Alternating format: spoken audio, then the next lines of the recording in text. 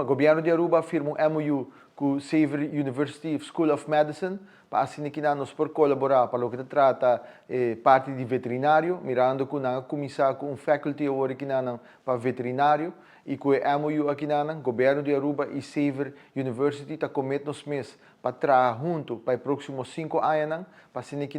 haya sustento e colaborar com outro para o que trata sector primário, pero também para o que trata o bem-estar de nos animais. Nós todos a situação que nós temos tanto cachorro e puxi ribacaia e de essa aqui também de forma aqui através de MOU aqui governo de Aruba e Xavier University também colaborar com outro para como nós também atender com o bem-estar do animal. Agora que o governo de Aruba está bezig para o que trata de GAP, Good Agriculture Practice, e Xavier University, mirando que nós trabalhando um campus completamente novo e também tem um laboratório também,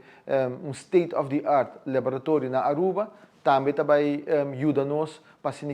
garantir a qualidade de produto e nos certificar a qualidade de produto que nós criar aqui também na Aruba. Então, me está sumamente contente de poder lograr isso aqui e isso aqui é um passo mais para que nós seguir engrandecer o setor primário em sua totalidade aqui na Aruba. We are going to partner,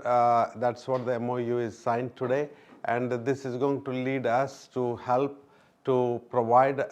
services which the island needs, especially in the veterinary sciences and the veterinary training,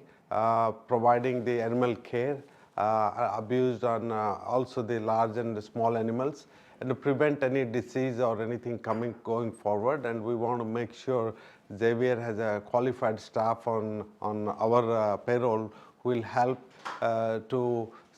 provide all the support to the Aruba government as well as the citizens of Aruba.